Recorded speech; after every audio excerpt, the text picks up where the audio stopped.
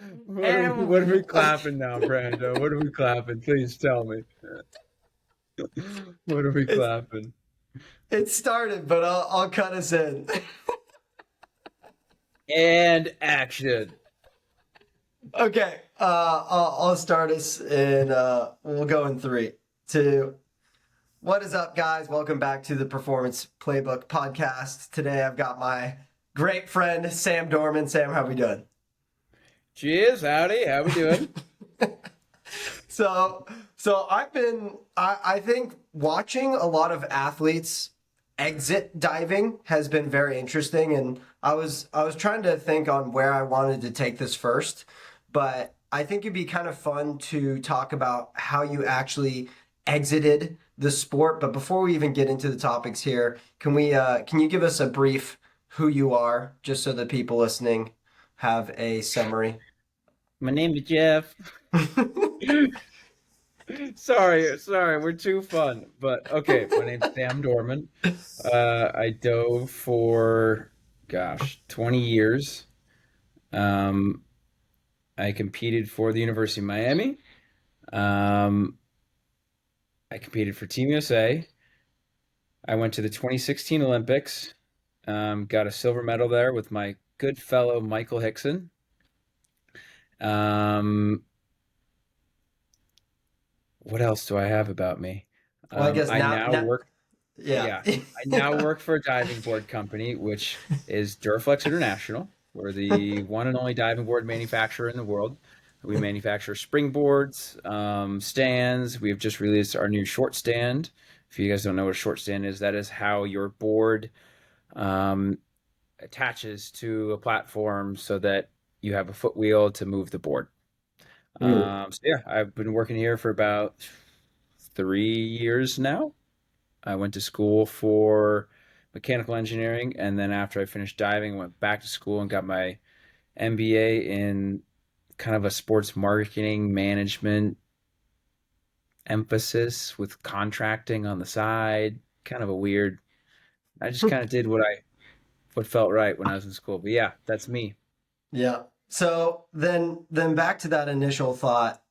I feel like a lot of people exiting diving or just exiting athletics in general actually end up struggling quite a bit because they don't know where they're going. And I actually see the main problem in my eyes, and something that I experienced for a short bit of time, was it's not that it's not the direction that you don't necessarily know where to go. It's like refilling that gap.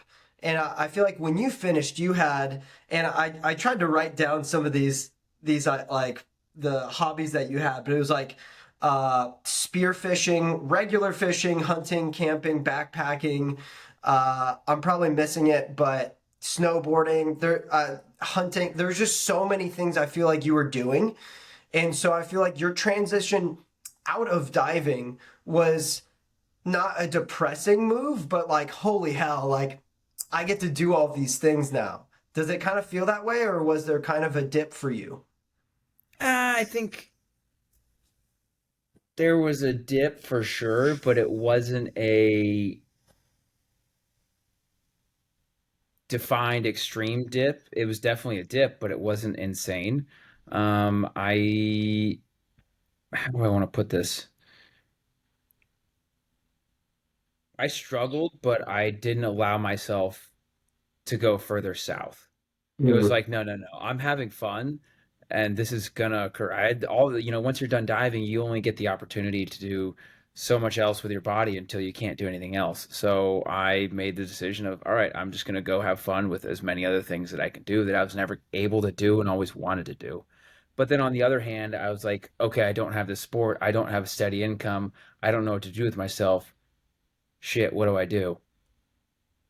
And I was like, all right, well, I'm gonna call my network of people and see who I can work with and find a job immediately. And I think like after the day I decided to retire, I probably had a job in like 2, 3 weeks because I was like, I'm gonna be broke. I got to figure this out. Yeah, that's the So downside of diving is you're not left with an abundance amount of money to take your time into the next thing. yeah, you're broke. I mean, you're you're not poor, but you're broke. Um, and the definition, I mean, like poor and broke are two totally separate things. Being poor is a mentality. Being broke is you got no money. Because my mentality was there. That it wasn't gone. But I Yeah. mean, it was a struggle. You know, I had to figure out how I was going to get my financially on my feet, and luckily, I had great friends. I started working in a boat company. I had another company call me in New York City asking me if I'd worked for a real estate development firm. Um, I took this company with took this job with the boat company and worked with them until I realized I knew nothing about business. I'm like, holy moly. And that's what sparked the idea of like, I should go back to school and get my MBA. And so I worked there, studied for my GMAT, and then took the GMAT, thought I didn't do good. After that, I was like, all right, I'd quit my job. What do I do now? I quit my job to go back to school and I didn't do good on this test. I'm not going back to school. Now I got to find another job.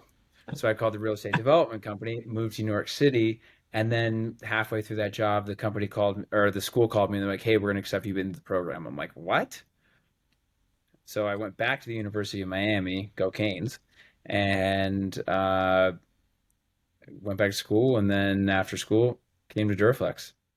Okay. So then was the dip because you didn't stop after 2016, you kept going for a little bit and then you kind of necessarily had to stop after the back got bad enough. And I want to hit on that at some point, but I do want to go back to this because I do find this very interesting. Did the Blues start after the Olympics? And the Olympics for you was just such a great experience in my mind watching because you got the Olympic silver medal, you guys were scratching on that gold, and then you know the back I'm assuming started to kind of get worse from there, just watching from a third party perspective, and then Yeah, the you know back had been an issue. So, I mean, I had had back problems on and off starting in probably 2014, 15, but it was like mild to the point where you're just like, yeah, I'm fine. But then it slowly started to taper and increase. And then leading into 2016, I'm like, holy moly, my back is not doing good. So I Mhm. went through the process of getting stem cell injections. I didn't want to do anything that was like super abrasive. So I went with the stem cell route, which was still, I think, kind of a taboo, so to speak. I'm not sure. I just said, all right, this is my option. I'm not going to do cortisone. I went with it. It worked, but then I kept diving on it. But I mean, after 2016, it just degraded more and more and more. And I was just forced into retiring. I just didn't have a choice. So I think it got to the point where I started to go south in terms of my mentality because I was in so much pain all the time. And Yeah. you're like, oh, it's pain. Like as an athlete, you're like, I got to push through this. But when it's a daily thing over and over and you're taking copious amounts of NSAIDs, that's not okay. It's not good for you. And I was like, this is not a healthy lifestyle. One, two, do I want to be able to care for my kids when I get older? And do I want to be able to do other activities when I'm older? Like this is not healthy, not good for you. So there was one day where I woke up, I had like get in the shower and sitting there for 45 minutes and my shoulders were all messed up. So I couldn't like lift my arms above my shoulders and I couldn't walk straight. And I was like, I can't do this anymore. And it wasn't even like I'd been thinking about it. It's like, you know what? I'm done. I'm done. I'm out. This is it. And so I had to go do rehab on my back with my teammate Melanie, who runs a gyrotonic studio. And I went in there and I'm like, I'm not doing this workout today. And she's like, why? What's wrong? I'm like, I'm retiring. I'm done. And I like broke down, couldn't keep it together. And she was the first person that knew. And then I went to the pool, told Randy and Dario, and of course, Randy Abelman, right off the bat, he goes, "Welcome. Now we can be even better friends." And I'm "What?" Uh, Like, everything you want someone to say, he says it like at the right time, and it just brings your spirits up. So, yeah, it was quite a journey, but yeah, dealing with pain for that long. I mean, you dealt with it with your knee. It's a similar thing. yeah. So did that?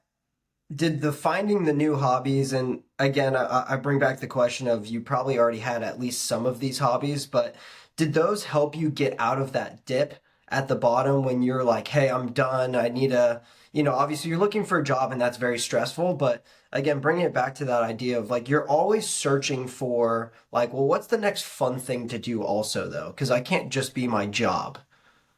Yeah, I mean, I think naturally that's just me. I seek out fun. If it's got fun written all over it, you'll find me at it.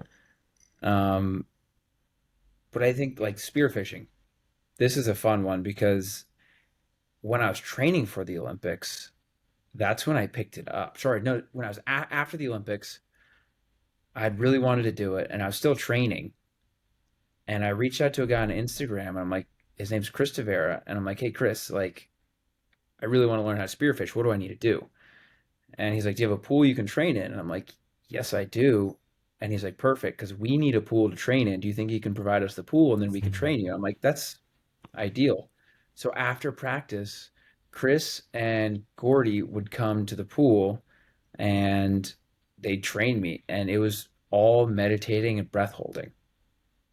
And so that was like huge for me just after practice, like meditating probably 3 times a week.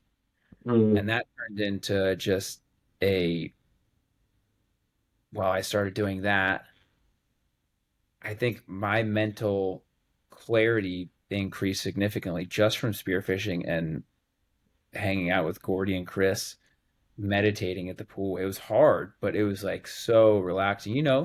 Being a pool rat, you were a kid hanging out underwater, having a blast, and you're like, oh, this is fun. Like being underwater is a great feeling, and getting to do that for extended periods of time and getting your body to be able to stay down for a while was so much fun. And then they trained me for 2 months, and then my first couple of dives, I went over 100 feet in the ocean. damn. And it was like, holy shit, I just did that. And they were like, holy shit, you just did that. Like, whoa. Yeah, that's It was pretty I nerve-wracking. They took me out in a little boat in the middle of the ocean in these wetsuits, and I borrowed my buddy Levi's wetsuit, and I'm like looking at the abyss of blue, and I'm like, I'm gonna get eaten by the Loch Ness monster. Like panicking. And Gordy like talked me through it, trained me. I mean, Gordy, shout out to Gordy, man. That guy knows what he's doing. Gordy do you Gonzalez. we'll put them on the list. Do you feel like that was able to help you? Like I've talked about climbing being Oh really yeah. good cross training for me because it's like you finally get to have a release outside of the pool because again it's like our sport is play and it's our job for quite a bit, but eventually that kind of gets tainted by it becoming a job. hmm Um, and then climbing, it's like you move your body in a different way, you think in a different way. And so I can only assume you kind of got a similar experience like that in spearfishing. Yeah, you're right. It's like mixing business and pleasure. Like it's fun and you teeter on both, but you can't just fully let go. Yeah. Whereas with, spearfishing, I could just fully let go. I could get on a boat with my buddies and I turn into a 5-year-old kid, Yeah. acting a fool, saying the most ridiculous things. And they all do the same thing and we're having a blast. You turn into a child. It's like snowboarding on a powder day. You guys are just hooting and hollering, having a good time. And you Yeah. can't beat that. I mean, yeah, it definitely is a release of just being able to let go and enjoy yourself and not have to, there's no pressure on it. Yeah. I do want to come back to spearfishing specifically and some of these other sports, but just kind of back onto that main topic of like getting out of like kind of that dip for most people. And maybe we kind of did it in a similar way to where, I found climbing and a different avenue to like express myself in and find new friends in that area. But for someone that's kind of struggling getting out of that dip, let's say it's after, it doesn't have to be the Olympic Games, it could be like an NCAA's or even just a retirement, no matter where you ended on your career in any sport. Like what would be your just like basic advice to get out of that dip? Ask for help. I mean, Mm. there is no shame in asking for help. That's the first thing I did. I called my buddy and I said, "Hey, can I talk to your dad? Because I know he owns this big boat company. I have an engineering degree. I'd love to potentially work there, maybe. I mean, I just need help to get on my feet." And he was so gracious to help me with that. And I mean, I started that job and I just got, I don't want to say kicked in the face, but like it was hard work working there and just going from these extremes. But you got to get kicked in the face a couple times to realize what you need to do. And I realized, okay, I need to learn more about business. I need to do this. But asking for help, that is huge. You got to be capable of doing that. And a lot of people are ashamed. They're just like, I can't do that. I got to figure this out on my own, which it works for some people, some don't. But communicating, I think that's huge. Asking for help is, in my eyes, everything there. Um, Finding other things to let go, like snowboarding, skiing, rock climbing, finding some other sport that will, once you're done out of your sport, finding something else to fill that gap is huge. I mean, huge. It keeps me sane. If I didn't have snowboarding or if I didn't have rock climbing, I would lose my marbles. I was snowboarding earlier today. I'm working the night shift right now, and they asked me to do that. I'm like, does that mean I can go snowboard? They're like, yes, you can. I'm like, I'm in. Like, give me all of them. Yeah. So yeah, it's you got to find some other sport that is what you've wanted to do. I mean, thinking back at what I did when I was a little kid, that's how it kind of trickled into this. When I retired, I'm like, all right, what else did I do? I started rock climbing in Miami. Then when I left Miami, I moved to Reno. Rock climbing is huge out here, so I could take that to a whole other level. And then I'm living next to Tahoe, where skiing and snowboarding is like, if you don't do that here, you're wasting your time. So being able to pick that up was is huge. So just play to your strengths and think back of what you previously used to do when you were a little kid, whether, maybe soccer or whatever you played when you were a little kid that got you all excited. Because those feelings come right back, which is weird. Like you start doing it again, you're like, oh my God, I remember this and it feels so good. And you're scratching those itches that just, it feels great. Yeah. And so, do you think jumping straight into the workforce would actually be almost more beneficial so you're not just kind of like in this weird lull between trying to figure it out, just like putting yourself out there, sooner rather than later? I mean, it depends because if you're financially capable of taking the time and enjoying yourself for a little bit and just kind of figuring it out, by all means do it. Or if you feel like you need to get a job, do it. What I mean, in my eyes, it's whatever you feel needs to be done. Do that. Everybody's different, so you got to Yeah. figure out what works for you. But yeah, I think that's a variable answer based on the person. What Yeah. about you? What Yeah. do you think? Yeah, I think personally, so I had like my 4 month pseudo retirement, as I call it. And Hmm. I thought it was really dope, but like again, I jumped into the climbing world and I got to like actually experience that, make new friends, which was like fantastic. I wouldn't give that up for anything. But the problem was, even though I wasn't financially struggling, I felt this like weird stress behind me. Like something was always chasing me, and it was the fact that I didn't have a job or something to actually like, that purposeful piece. Like I'd wake up, I'd work out, and then I'd climb. Next thing you know, I was at the climbing gym for 6 to 8 hours. I was like, I can't keep this up for this long. Like something's gonna give. And it's like Yeah. I'm either gonna be working at the climbing gym or I'm gonna be broke. So I need to like figure this out. And it was like very stressful. And so I kind of do like that piece of like you can take time and like really try to figure it out a month or two, maybe three max. But like the third and fourth month, I was like, something's wrong. Like I wake up and I'm like, like Yeah. something's I not need to right. make money somehow. What do I do? Yeah.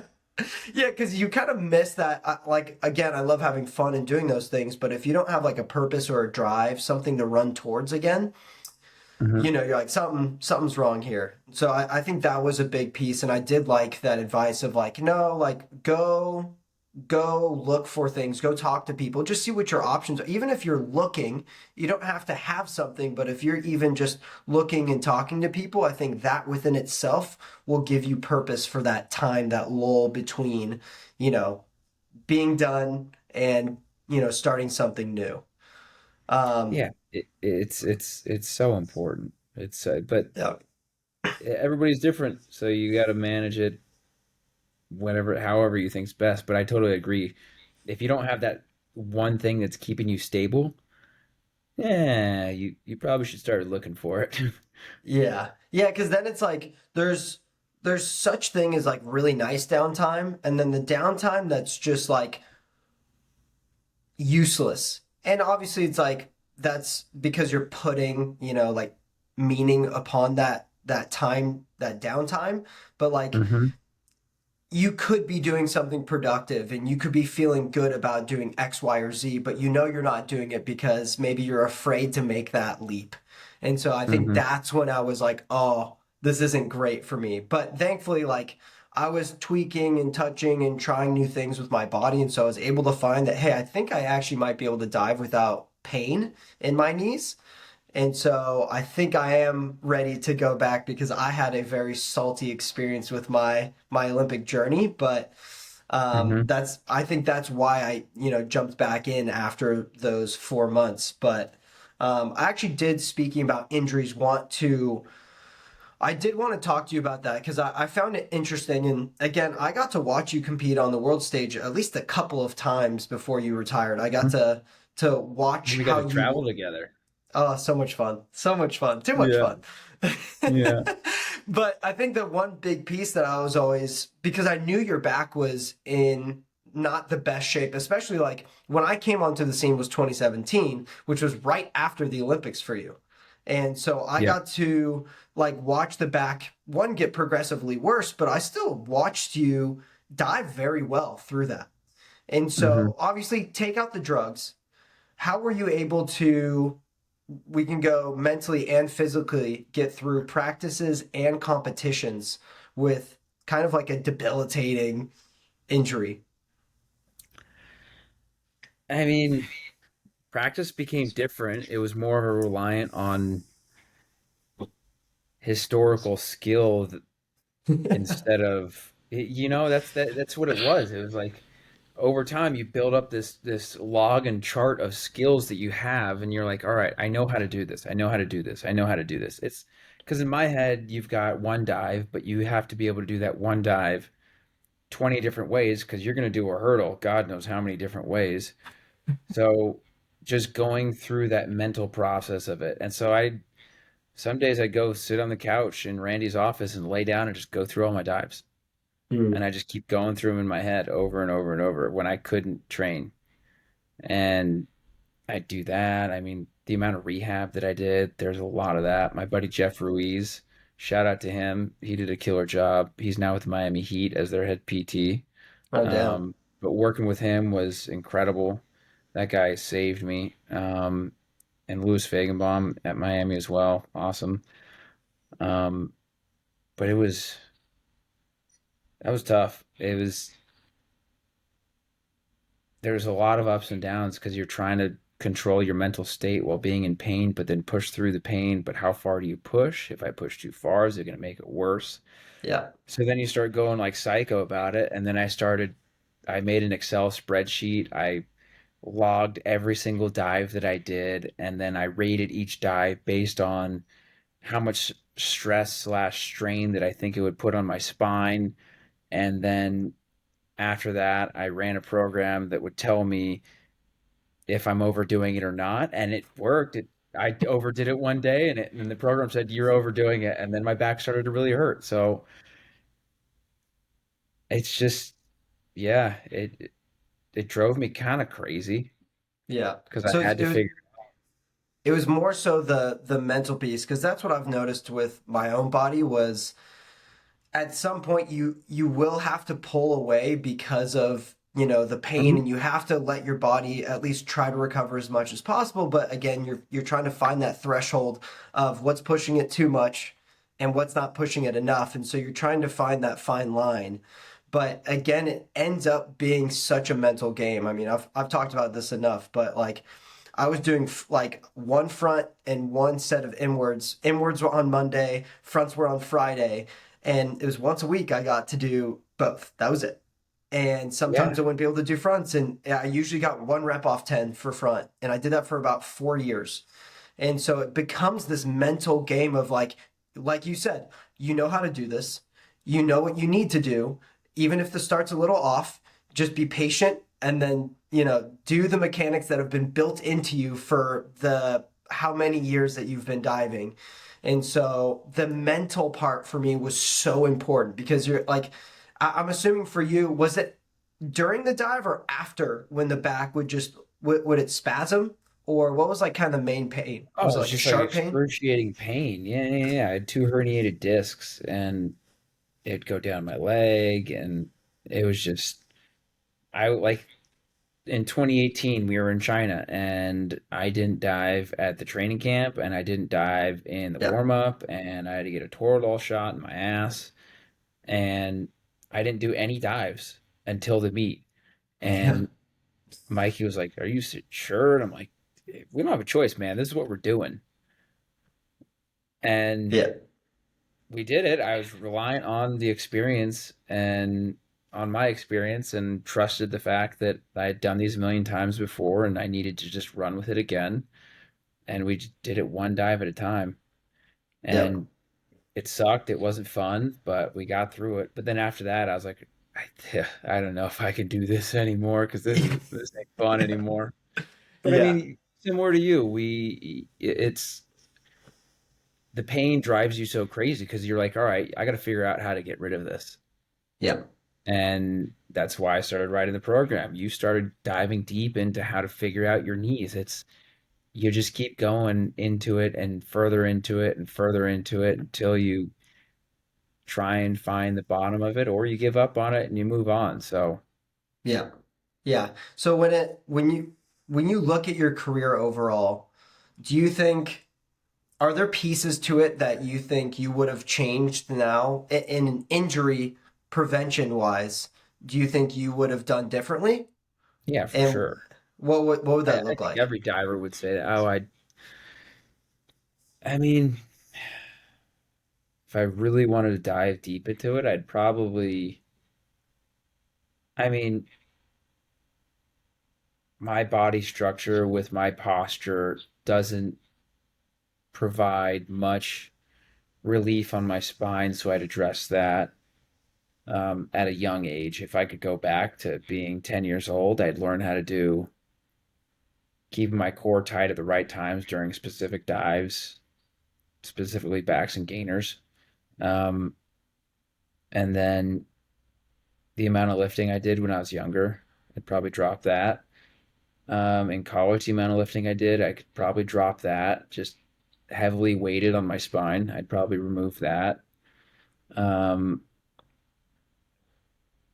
I would, if I could, somehow be able to remove the ability or the doing springboard, try and eliminate the force that you're exerting on your spine every single time, but you can't remove that. So Yeah. that's tough. That's tough. It's But an it's an breaking stuff into more pieces that I can work on without loading my spine. Yeah, it's the overload. I actually found that too, is like when you look back at your career, it's so interesting to hear you say that too, because it's like strength training can either put you above the group and make you completely bulletproof in the aspect of you are just so much more stable and safe in positions that you would either kind of crumble and break. You kind of, your back gives a little bit, but because of the Mm-hmm. strength training that you did, it was able to stay structurally sound within that bad position.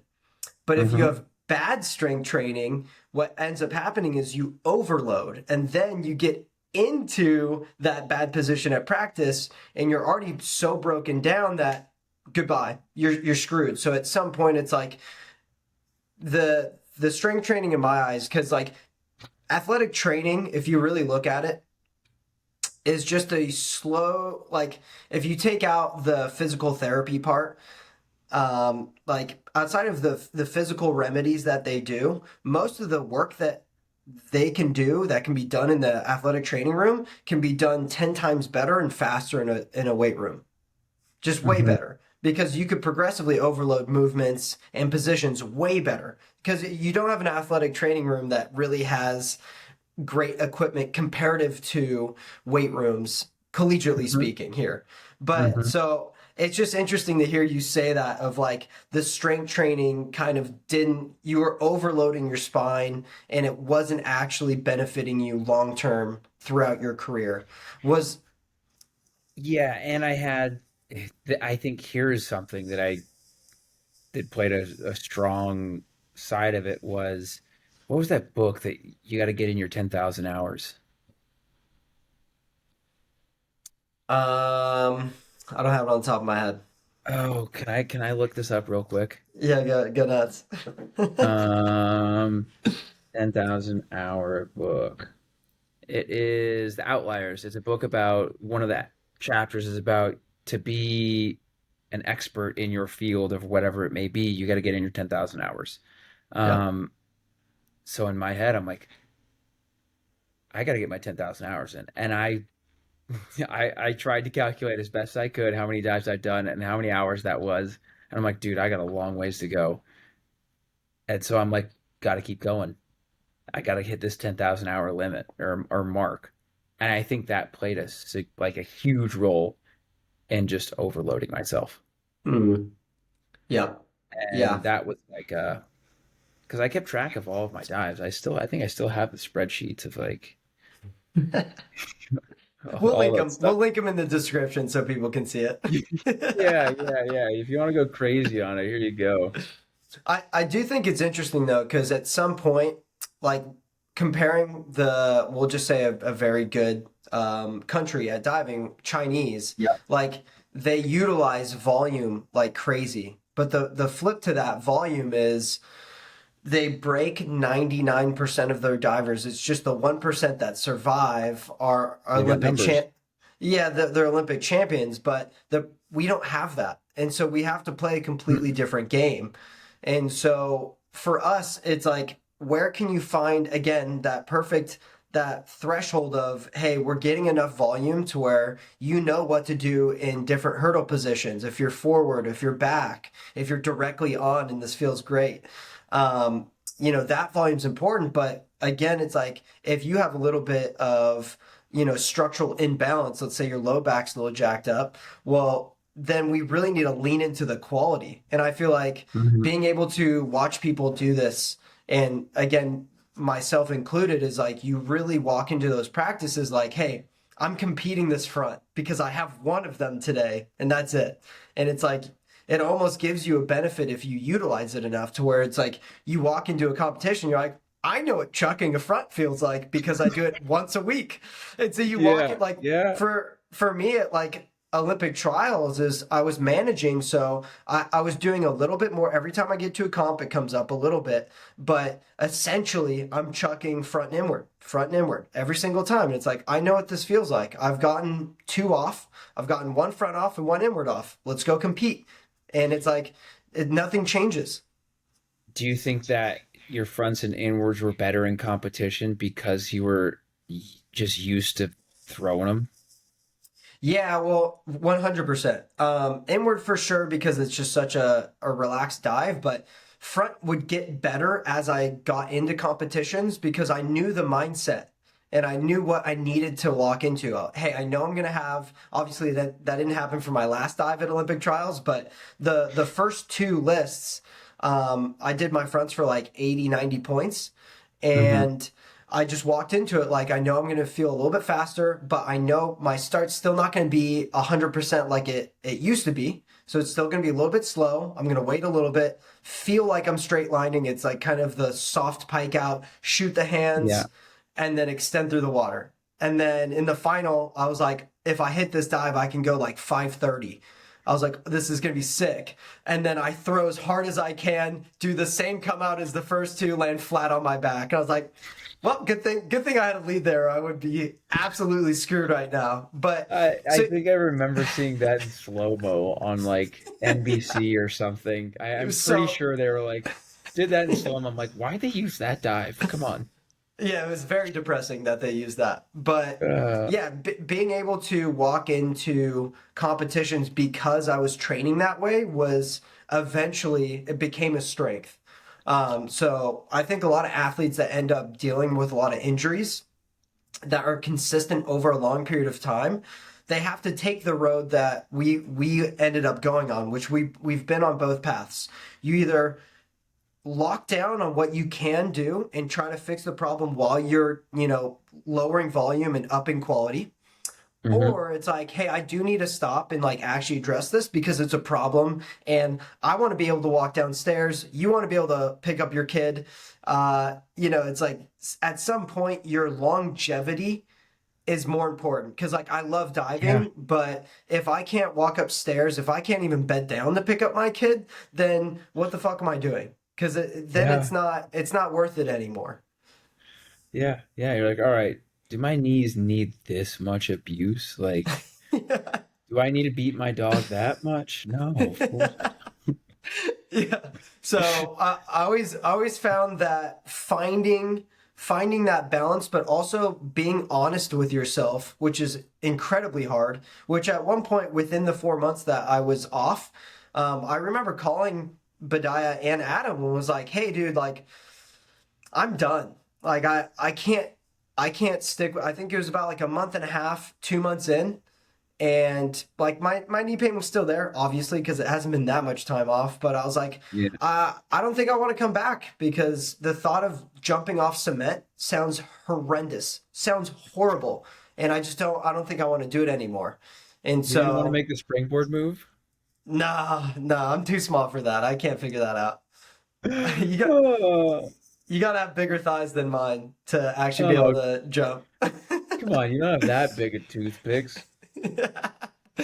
So then walk me back to then the hobbies. And I want to go back to first The fun spearfishing, ones. the fun ones. I want to go back to Yeah. spearfishing first because I find spearfishing to be super interesting because you have the fear aspect of diving, right? That you can get, whoa, this is different. It's scary. I don't know what's necessarily going to happen, but I have an idea of what can happen. But Hmm. I think the change is environmentally, you have no control. I feel like in diving to an extent, if you're in an indoor pool, obviously, like externally, if you're, there's things that can happen, you slip, stuff that you can't control like that. But like, it's kind of the same every time. I'm walking down the board, I know something's going to happen, and then I do a dive. You jump into spearfishing, it's like I jump in the water. Hopefully, there's not a great white shark. And, you know, here we go. And I'm going for this goal of catching a fish. Walk me through that process of like the fear side of spearfishing. Ah, I mean, it's a lot of getting out of your comfort zone. It's you got to learn how to hold your breath for a long period of time and get used to getting being uncomfortable. Once you kind of Which, build that up, which then is you got to scary. yeah. But you get used to it. You Okay. it's just incrementally, it's like doing your algebra before you do your calculus. It's like, you know, it's like yeah. Or You, like you, progressive overload for like a squat. Like 400 yeah, isn't 400 scary if you've never done it, but if you ease your way into 400 pounds, then it might not be as scary. Proceed. Sorry. you'll still murder your knees and your back, but you know, I think I take the shark over that. Um, but once you get over the breath holding, I had never been out in the middle of the ocean. So I mean, you're out in the abyss. They drop a weight on a rope. First, I learned how to free dive. Free diving is kind of it parallels with spearfishing. You're learning how to dive deep and hold your breath, so then you can go fish. So you've got learning how to dive on a rope. You're in 400 feet of water. You get in the ocean and all you see is like blue. That's it. Mm. And you got to pull yourself down this rope into the abyss and just go as deep as you can. And in theory, you're going half of your depth because then you got to turn back around and come back up. So you're going Mm. half your depth coming back up.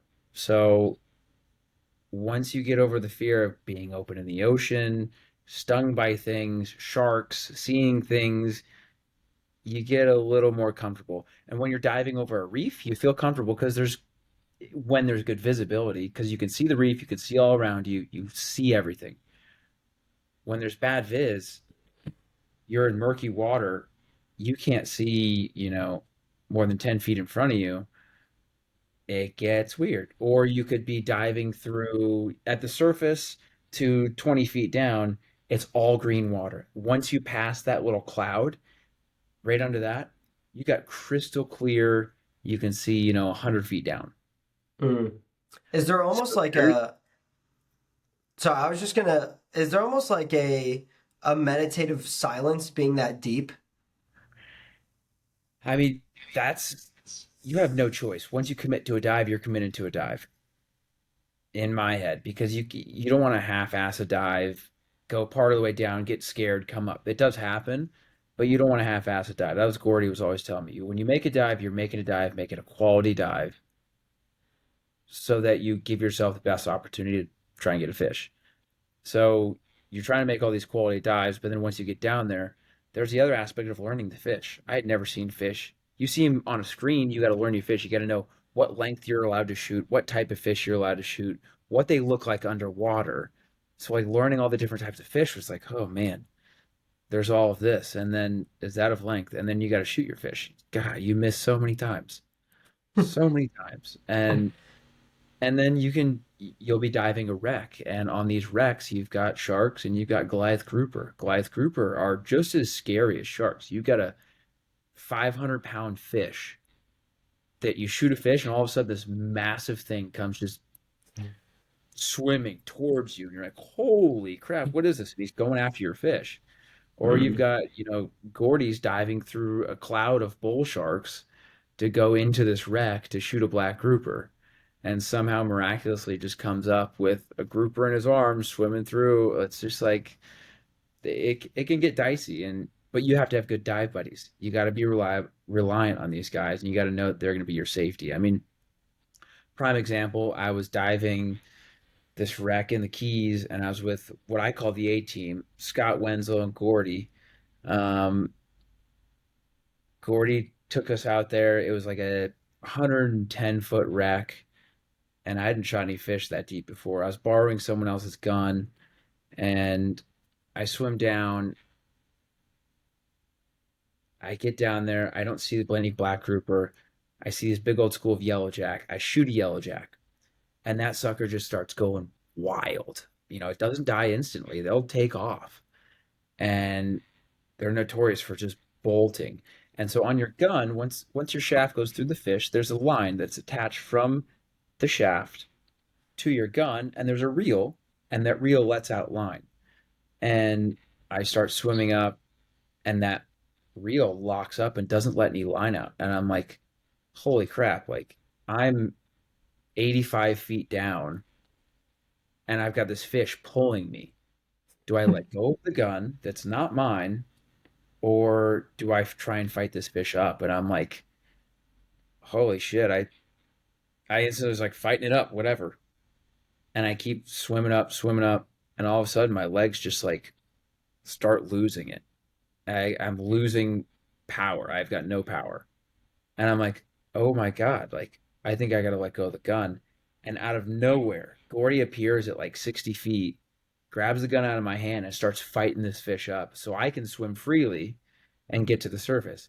I signal for Scott to come down. Scott swims down to about 30 feet and grabs me by my waist and swims me up so that I don't have to use any oxygen to swim.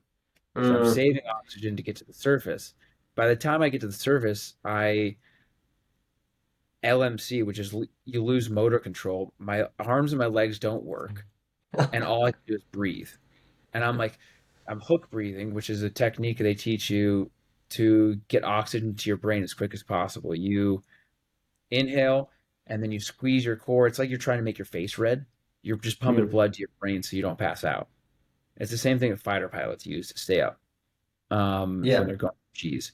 So hook breathe for a little bit, get through that, and but like having your A team there of guys that you trust is so invaluable. Gordy knew Yeah. what to do. He swam down, took the gun out of my hand, and Scott was there ready for me in case something went wrong. And it was like that is a prime example of having the right dive buddies. But and yeah, wild story. But getting Yeah. over the fear of things, yeah, it definitely takes some time, and you got to be kind of stupid and have some balls. Yeah. Well, That's so part of in it. in that situation then you're more concentrated on the thing to do. And maybe this is like the engineer in you that like you're looking for like the system of what you need to do. I guess I was shooting for like you're so deep, it's like you're not hearing anything, are you? Like it's dead silent. No, there's noise. Oh, there is noise. Oh yeah, you hear all sorts of things. The sound of your gun going off. You hit the Okay, fish, the shaft like hitting a going into the wreck. Like you definitely hear things that are. Of course, it's quiet for sure. sure, but it's definitely there's still noise going. Hearing boats go run by. I mean, sound travels underwater, so you can Okay. hear anything and everything. Like a lobster. Lobsters, spiny lobster have these antennas, and these antennas, when you grab a lobster in the water, they make this like ring, ring, ring, ring, ring noise. I don't do it very good, but you get the gist of it. But it's their antennas rubbing on these spines on their face that protects their eyes, and Mm. that's a super loud noise that you hear underwater from these lobsters. It's like their panic, escape, emergency. I don't know. They're calling 911. Yeah. I guess But yeah, the all sorts reason of stuff. the reason why I was asking those because like when you're diving and you obviously know this feeling, but like when you're about to go, even if it's loud, it's like dead silent for you because you're just so hyper Yeah. focused. You kind Well, of you're not even hyper focused, you're meditating. So when you're spearfishing, you're at the surface. That's all meditating. You're slowing your heart rate as much as you can to save oxygen and then dive. And then when you're diving, you're trying to conserve oxygen as much as you can. Once you hit 66 feet, you're negatively buoyant if you're weighted properly, and then you just sink. mm, So once you start sinking, you don't even need to swim. But then coming back up is going to be a little bit harder because you got to use that effort to get back up. So it's a fine line you walk when you're diving deep, and you got to know your capabilities and if you can dive that deep and how long you can stay down there, and you got to know your intervals too. Once you're at the surface, all right, I need to be at the surface for at least 3.5 4 minutes. So your dive watch, if you have a good dive watch, the dive watch will tell you, all right, stay at the surface, and it'll beep when you're ready to dive again. Some people don't like diving with dive watches because there's too much information and it makes you think too much about it. Like, oh, I hit 66 feet. I hit 85 feet. Everybody keeps checking their depth and their time, where it's like you should really just go based off of feel so you understand what it is like. So I preferably dive without a watch to start, but then it's nice if you can utilize the information in the proper way. yeah. So I found that when I was looking for another sport, I was searching for that 10-meter feeling. And so I found that with climbing, especially outdoors, you find it climbing. And I Oh haven't done yeah. any, yeah, I haven't done any rope climbing outside, but bouldering for me, especially if you're like, I've climbed in Vegas at Red Rocks, and I like was able to feel that, even though I was just doing very basic climbs, especially the ones where you're kind of like topping out, and it's Hmm. it's pushing that 15 plus feet, like 15 plus feet in the water's nothing, but when you're looking over a rock, you're like, oof, yeah, I might as well be, Yeah. on 15 meters over water. Like it feels a lot safer when you have the water as like it could hurt me, but I'm usually fine if I mess up at least a little bit. But like the rock's not forgiving. So it's like if you No. fall, you're screwed. And so I got No. that. I got that feeling again, and I was like, "Oh, this is what I'll be doing once I'm done." But I didn't know if spearfishing had that, and I'm assuming it probably does once you start to get into some sticky Yeah. situations, like you explained. But do you find climbing to kind of be your perfect happy? Yeah. Obviously, you can't spearfish now, but climbing, snowboarding, like what's the more preferred avenue for you? Unless they're different. Snowboarding is kind of like the climbing and snowboarding, I think, are the main two right now. I can definitely push it snowboarding because it's very, oh gosh, it's very free. You get to do whatever you want. You make it what you want. Like what's the saying? It's like your canvas that you get to. The best snowboarder on the mountain is the one who's having the most fun. So that's Hmm. like the biggest part of it. Um, and it's just all about having fun. And then you get to, go off some rocks, try new things in powder. It's just very experimental and gets your heart rate up. Climbing, I think, gets my heart rate up a lot more in terms of like nerves. Yeah. And I started leading with my buddy Chris, and just leading, it's like taking a fall and lead is wild. It's Yeah. it's fun. It gets your heart rate up. Like some days we'd start the climb where you get to the top rope and you instead of clipping in, you got to take a fall just to get your nerves out of the way and you're used to falling, getting adapted to it. And then like I've done a little bit of trad. I haven't placed cams. I've only pulled cams, but that gets you even like that's even more scary because Yeah, you're it could relying on slip things out. that yeah, you're relying on things that you put in the rock to then clip into. So if you fall, that's the only thing keeping you from hitting the ground. But if those come out of the wall, you're done. And it's a little thing that you like squeeze it together, put it in the rock, and then it opens up. And then if you put weight on it, it opens up more. So I mean, in theory, it's great, but if you put it in the wrong rock, you're you're screwed. So, but it's trad's fun. It's pretty cool stuff. I don't have a trad rack yet. I think I need to get better at climbing. I keep Yeah. hurting myself, so I can't. I like had a pulley issue and I like re-aggravated it a couple weeks ago. So I'll get there. Yeah. Do you, so the part for me, I only got kind of that fear feeling. I guess this is kind of debatable because I hate saying this, but like slab climbing was a little bit different than 10-meter feeling because like you just feel like you're going to slip and die the whole time, which is Yeah, not really, yeah. yeah, it's not my favorite. Doesn't feel good. No, I don't like slab. I don't like anything that's really stemmy. Everybody's like, "Oh, I love stemmy." I'm like, "No, I feel I'm gonna die this whole time." Doesn't feel good. I don't like doing any slab, anything that's like very bouncy where I'm holding on like these little tiny pieces. I'm like, no, I want overhang strength where I'm just gripping. Yeah, yeah. I found that fear though when I was in it like a cave. I'm in some form of overhang, but you're in a kind of a unsafe position to where it's like if I'm falling, I'm going straight to my back. And so Yeah, cool. that's when I started feeling that 10-meter feeling because it's like okay, like the stakes just got higher because like if you're on incline, like if you fall, you just drop to your feet and then roll. Okay, that's not that bad. But Yeah, like for overhang, that the stakes do boom, you're higher. Now you're potentially upside down. You're doing some kind of weird move, and I was like, this is what I like. Like this is the type of climbing that gets me like super jazzed up. And that was kind of the like my touch. the hard part is getting over the fatigue of your hands, but also maintaining the right mental state because I'm like, all of a sudden you're like getting exhausted and you're like, holy shit, am I gonna make it up this? And you're like, okay, wait, but I need to focus on this move and I got a clip. And you're like, oh no, like what's gonna happen? You like start to panic and you're like, all right, I gotta keep it together. Yeah.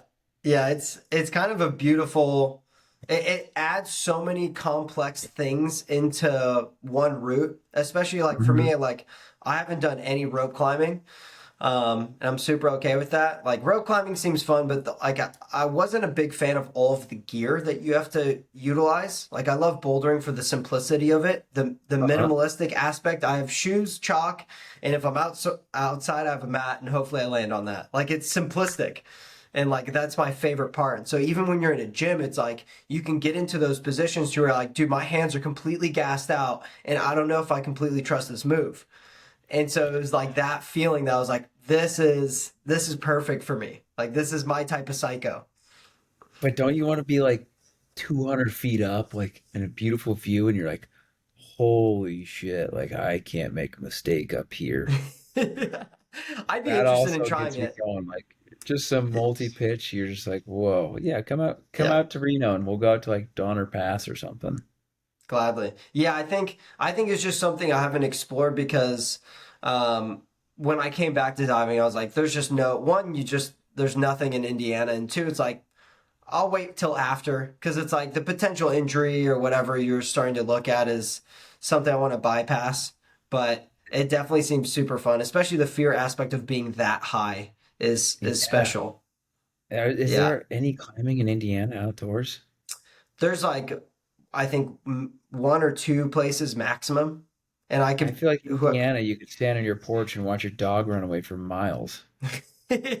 yes, yeah, depending on where you are for sure. Um, I Yeah. I I did want to touch on lastly when we because you were helping people get like brand deals and you were kind of running through that whole world of Mm-hmm. being an agent. Mm-hmm. When it comes to that, and we talked about it lightly a while back for me, but what would be your kind of advice for an athlete trying to get more connected with brands? Because I feel like there's a lot of maybe fear or just not knowing how to reach out. Like, how would you help someone reach out?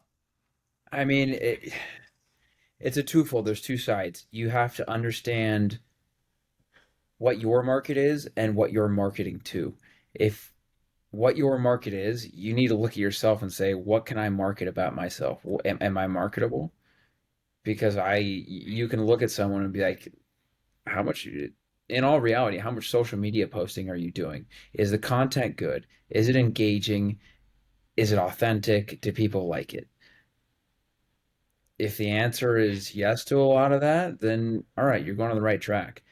But then on the other side of it, when you're looking at marketing for the companies, does the company have a budget for this?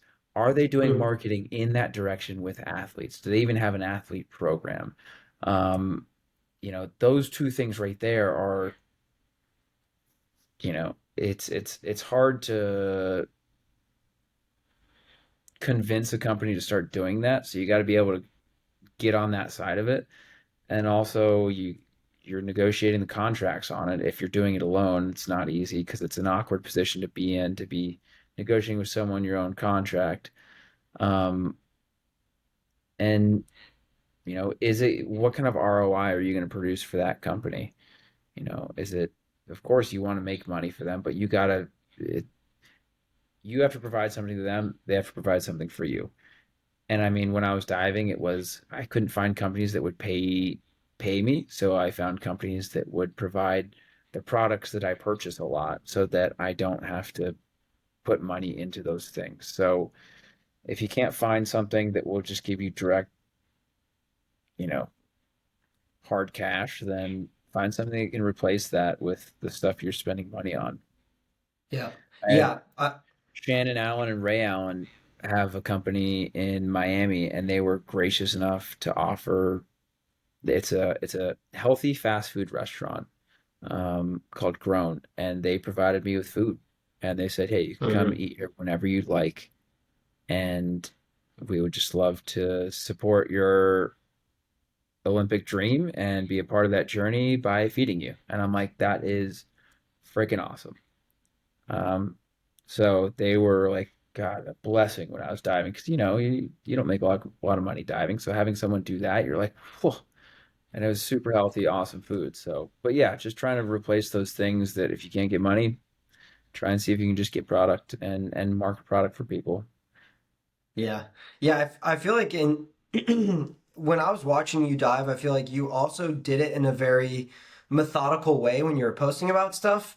Because like I feel like people nowadays, it's always like a give and take for me. It's like you either just like succumb to becoming an ad and like you turn your page into this like bleh and it's kind of gross, or you're really classy about it. And I really liked how you did it. And I don't know, it was maybe watches for you. You had like an Omega watch, but you were Mito, yeah. okay. So you like were posting with watches, but it like led into like who you were and what you posted, and it like it wasn't gross. It blended really well, and I feel like that was very like strategic on your part, and it also probably I'm assuming helped you when it came to marketing.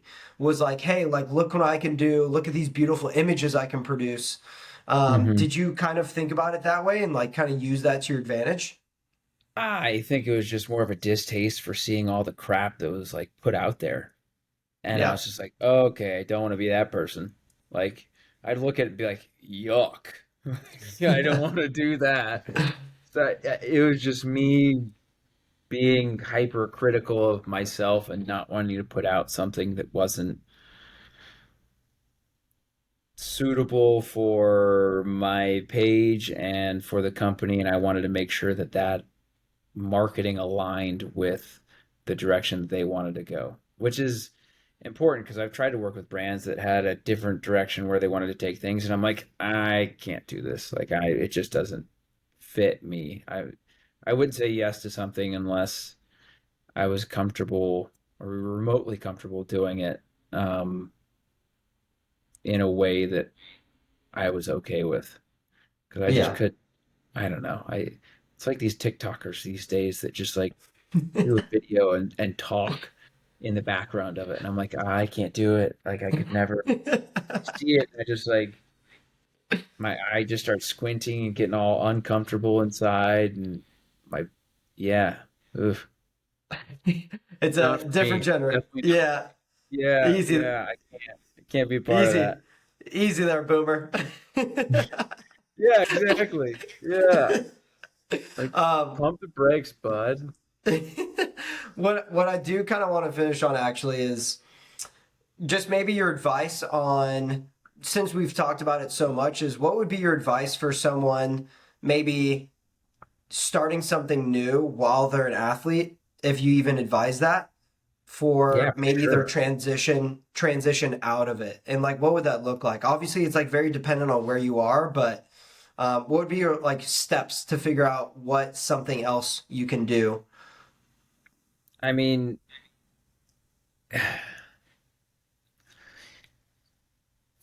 step one, go for the low hanging fruit. Some people think that it is you got to pick the hardest thing possible with the hardest route, and that will make you the most money. Yeah, low hanging fruit is not a bad thing. You know, I- plenty of people want to do things on their own. I'm like, or you got this right here, and you're just Mm, ignoring it because it's just right there and it's too easy. Yeah, sometimes you should take it. yeah. But I mean, it's so variable with that instance, but like trying to build yourself up while you're diving is difficult. Okay. And you know what? I figured it out in my head. Build your network. Mm. Build your network because it's not what you know, it's who you know. And it sounds cliche to say that, but it is so true. If you can build your network while you're in the sport, that's just socializing with everybody and being friends with everybody. If you're capable of doing that, that goes a long, long way. That'll be there for life. So Mm. don't burn any bridges and just have a good network, and that'll be the network you can turn to when you need help and need to find something. Beautiful. Well, Samuel, thank you for your time. That was fun chatting. I know we'll have to climb in person, and maybe I'll film a whole vlog on that so people can kind of watch and get to feel that out. But yeah, thanks for That'd be joining. That fun. was a fun chat. Yeah, dude. Thanks for chatting. That was fun. We need to let's do this again. Oh, we can get multiple episodes in. Yeah. I need to have a couple beers and that'll really kick it off. Then we'll get into the good stuff. All right. Well, before he gets too off the rails, people, thank you for listening, and we will catch you the preceding week. Peace.